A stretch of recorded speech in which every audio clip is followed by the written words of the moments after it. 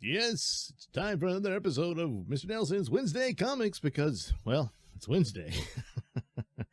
I got a few comics to talk about, but then this thing came up about Alan Moore. And it's more of the same about him. He's retired. Again.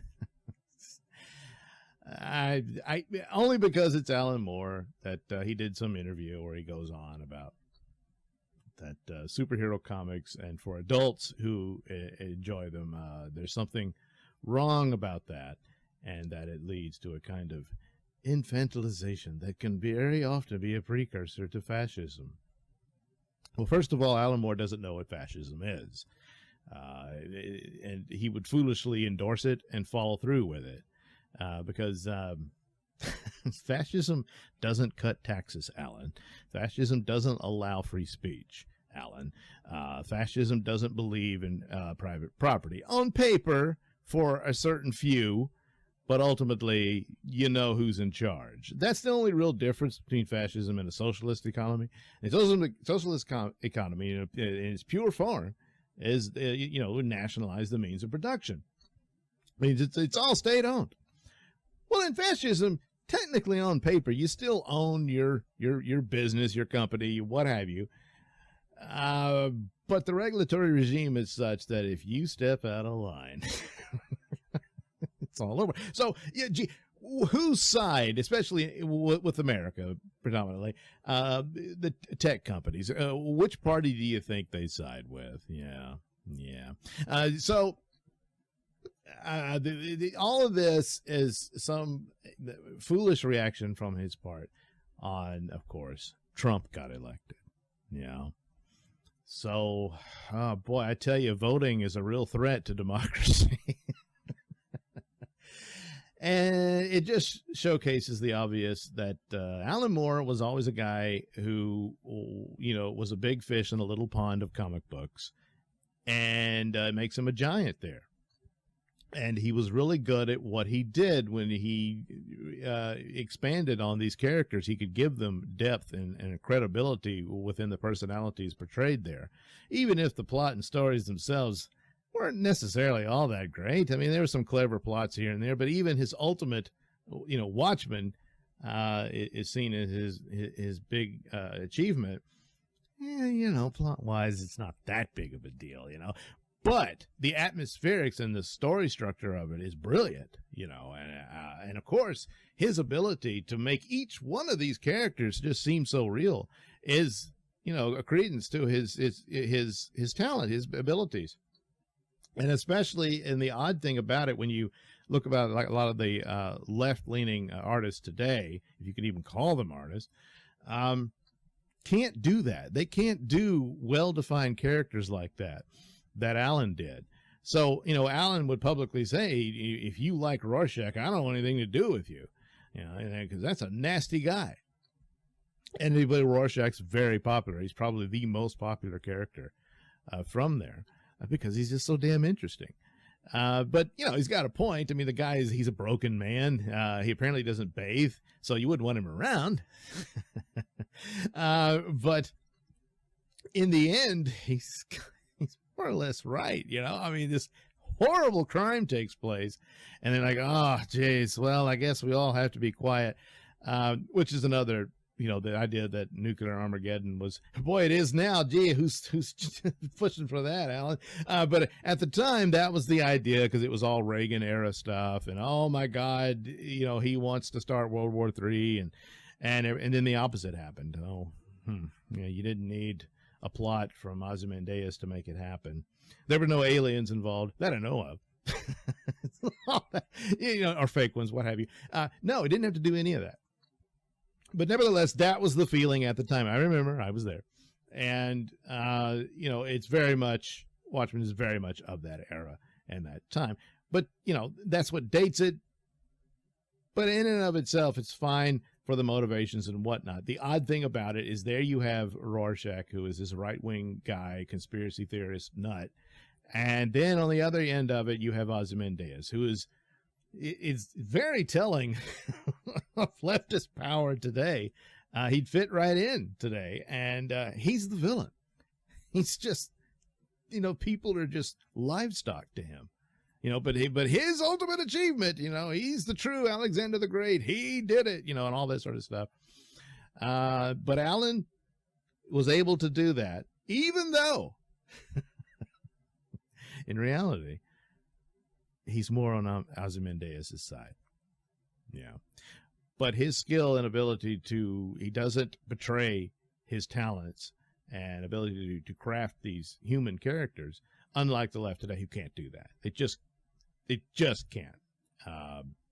To have some character like Rorschach have that amount of depth to where there's some amount of sympathy for him, even though he's really messed up. Boy, is he bad. But nevertheless, that's just the ability he had, and that's one of the things that made him great. Outside of that, it's very much like movie stars or rock stars and stuff. They want to weigh in on politics or science, God forbid, and they know absolutely nothing. So this business of, comics were meant for kids, and there's a lot of truth to that, of course. In the heyday of the horror comics and stuff, a lot of people argue those weren't for kids, and it's that's when the Red Scare ruined everything, and there's an argument for that.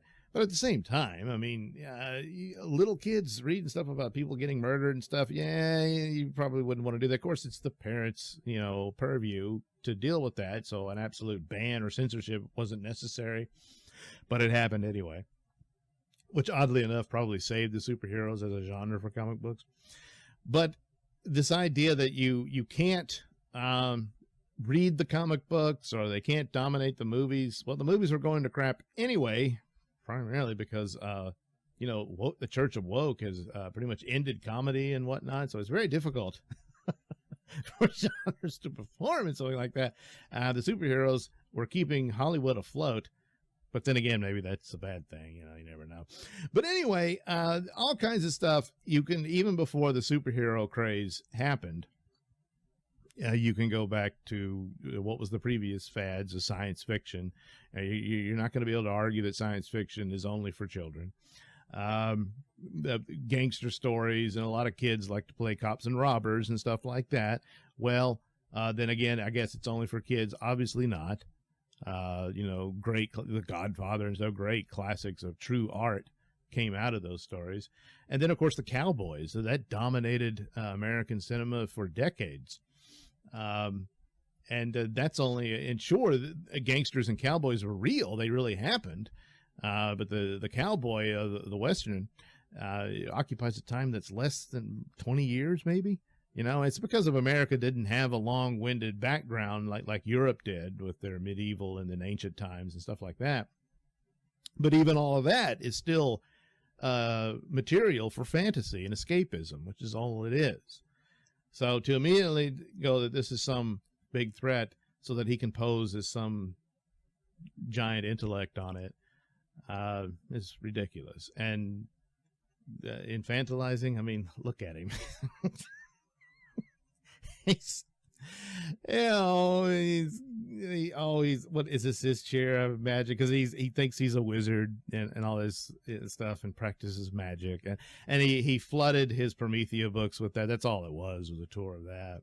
The art was gorgeous, but not much story, but it was all that kind of stuff. Now come on, are you really in the spot to do this?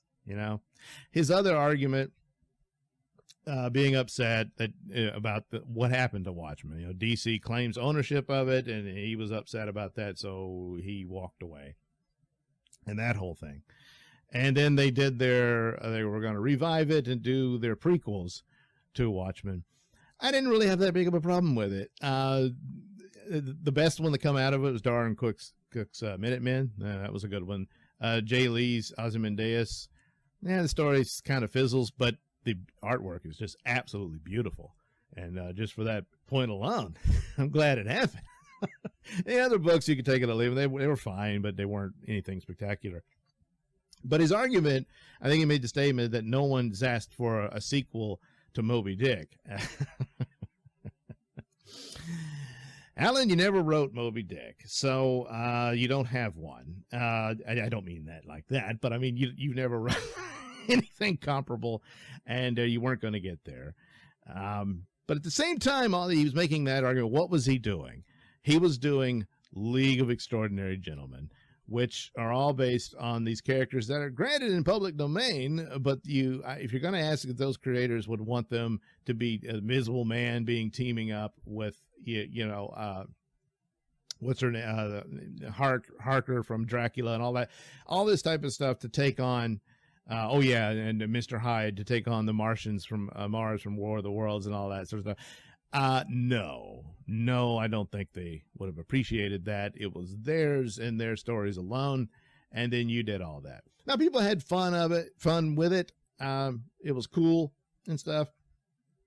And then he was throwing in all these different little trappings and whatnot to kind of pretty up the books, and so they look cool, and even though they really didn't amount to a whole lot. But, he was good at that. And that's all it was. But the massive hypocrisy in that, over Watchmen and DC Comics and all that, just, it bears the inadequacy of his ability to have any of these arguments, which he never bothered to have one. He's just upset that he doesn't control the Watchmen, which were derivative of the Carlton characters, which is what he originally wanted. He actually wanted some public domain characters to use. He wanted some characters that had already established backgrounds and stuff, because this was going to be the dirty underbelly story of these characters. And he claims now it was never his intention to bring superheroes into the adult world when he brought them into the adult world. So and the follow-ups to it for Watchmen, he's right about that. And it's not in this particular interview. I don't know. This is just bounding in the comics, looking at it. But that the Watchmen was seen, and then Dark Knight Returns was seen as a door to open up on more violent comics and stuff like that. Whereas Dark Knight Returns and Watchmen are far above all that fare. So, I understand that. But he's just not good at these arguments, and he becomes very, very small from the guy who came up with all these really great superhero stories. And that's that. You will be known as the superhero guy, and that's because that was your best work. He did some great stuff in the late 90s, too. His run on Rob Liefeld's Supreme is just a perfect study on how to write Superman. And top to bottom, it was a Superman knockoff, but nevertheless, people say, Superman's hard to write. I don't know. Oh, bullshit. Yeah, you just read his run on Supreme, and you've got all your answers right there on how to do it. But Alan Moore doesn't want to write Superman. But, okay, fine. But the lesson was there. So it's all very sad, don't ever meet your heroes, that sort of thing. But yeah, the election of Donald Trump. You happy now? Yeah. So anyway, Alan Moore did this to you. That's who Superman. But so yeah, not that impressed with a guy whose lack of self-awareness is so blatant, and it's kind of sad because he is and was a great talent, but can also be quite the idiot in other avenues. And of course, already admitting to his lack of self-awareness on this, is incapable of understanding that. But anyway, that's Alan Moore.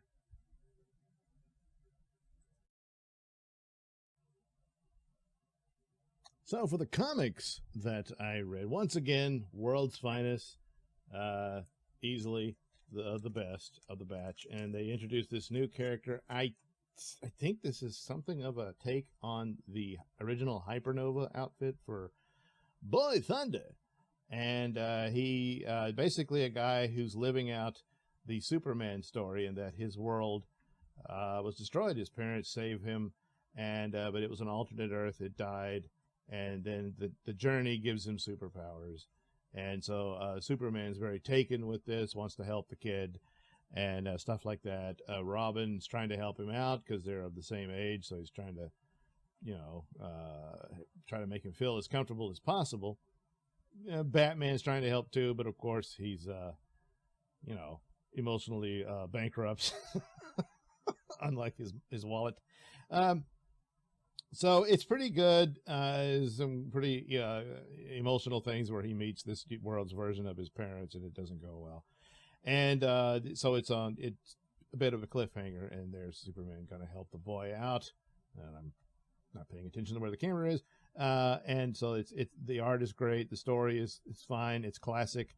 It's great. It's world's finest, the best superhero comic book available at the moment.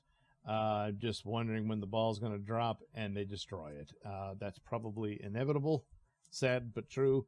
I haven't been hearing some bad things about what the reboot will entail, and I'll hope for it to just follow suit with World's Finest. Probably dashed. So that's unfortunate. So I guess enjoy World's Finest while it lasts. So saw some recommendations, said, hey, check out this DC versus vampires one shot, which I think is this sort of alternate timeline series they did, similar to Deceased, where they're dealing with zombies. So this one was vampires. Didn't get into the vampire one. Only read, I think, the first series of the Deceased story. It's okay, fine, but it's a one and done thing as far as I'm concerned. And this entails Dick Grayson has become a lord of the vampires, I guess. Well, so is Damian, but Damian has remained his sympathy for humanity and is helping Alfred to fight back, and some other heroes, but they don't fare too well. And so, Dark Crisis, who cares?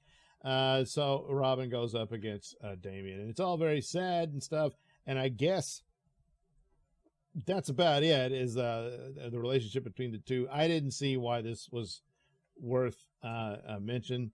It's not terrible, but just not all that interesting as far as I'm concerned, and it doesn't matter. Of course, they're chalking up embracing their multiverse and stuff, so I suppose this will always be some world where everybody became vampires. So, but that's about it. Another recommendation, which went nowhere and nowhere fast, was The Flash and what's going on in that comic book. It was a waste of time. I didn't care for it that much. It wasn't too terrible. Barry Allen's missing because the Justice League supposedly died. They're not dead. They're trapped on some dream world, and they free Barry Allen, so he's off to free the others. The end. It's a Dark Crisis tie-in. Wally West becomes the main Flash for this story arc, and his wife Linda, now she has superpowers too, because you can't have the wife or girlfriend of a superhero needing to be rescued by a superhero, because the last thing you want in a superhero story is heroism. So it's not as bad as woke titles go, and if that's to be considered a woke entry, I suppose. But other than that, it's fine. There's some good scenes here and there, but for the most part, it was a waste of time. I didn't see that this was this big surprise. Check that out. It's actually pretty good. Now, once you've had as good as World's Finest, they need to be on par with that, and it wasn't. This wasn't either. This is a side project to the latest White Knight series from Sean Gordon Murphy, and Red Hood finds a new Robin and trains her. And it's fine, I guess. The art's a little weird, but okay, it's solid. And but again, it left me cold, pretty much like those Flash issues. And in a lot of aspects of it, the girl would have gotten killed several times over. So it's kind of stupid. When you're going to have characters like who can't really take on people who are stronger and more powerful than they are,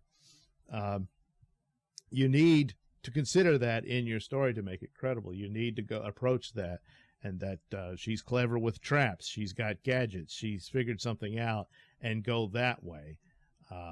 But she's not gonna knock some dude to the floor and that sort of thing.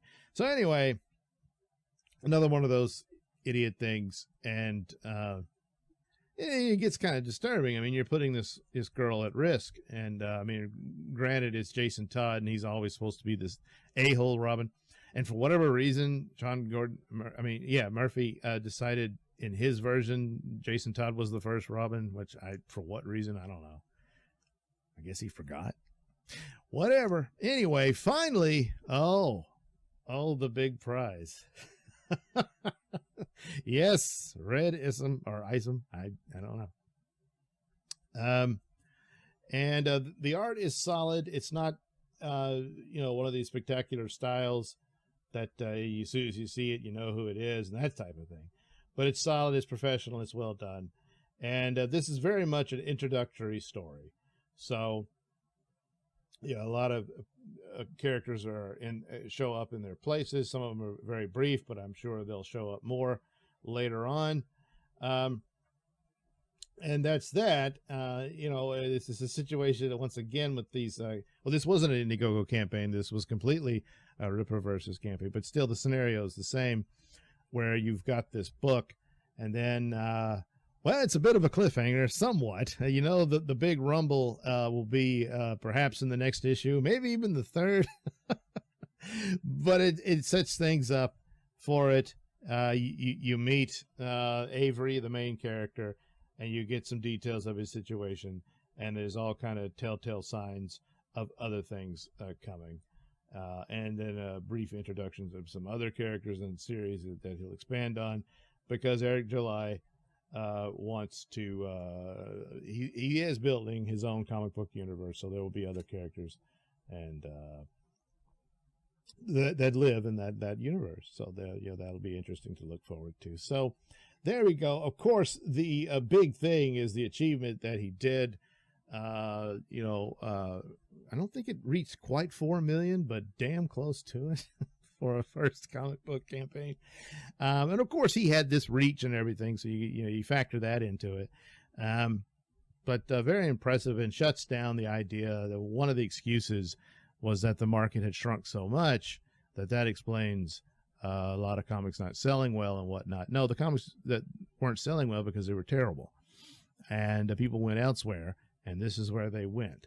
So basically, what is this comic book? It's an adventure superhero comic book. He was in retirement. He's involved in a new adventure that brings him out of retirement, and you're off to the races. So there you go. So good first step for it, and we'll see what the next one does. So there we go. Isom and World's Finest, once again, World's Finest for the win. And so those are my recommendations. For comic book superhero comics anyway, for this week for Mr. Nailsin's Wednesday Comics. All right, see you next time.